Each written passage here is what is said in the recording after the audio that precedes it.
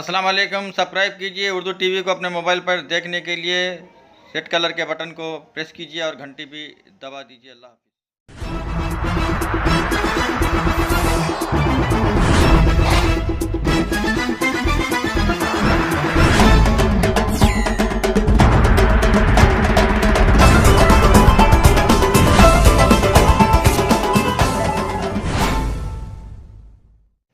अस्सलाम वालेकुम रहमतुल्लाहि वबरकातुहू। नाज़रीन, आप देख रहे हैं Urdu TV Telangana news channel. मैं हूं आपके सामने रफ़ीक नूरी, सीनियर जर्नलिस्ट।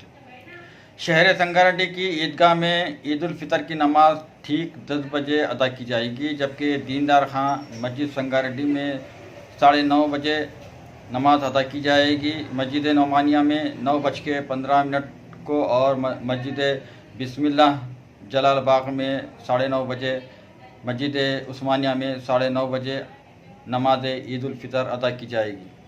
मिस्टर चिंता प्रभाकर, रुकन असम्बली संगारेड्डी ने अक़लियती क़ायदीन के हमरा ईदगाह संगारेड्डी पहुंचकर इंतज़ामात का जायज़ा लिया।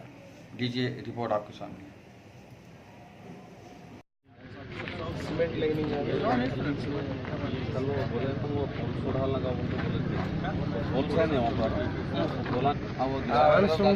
ఛాన్స్ ఉంటే తీయమనాలి, లేకపోతే అది లేకుండా లేవాలి.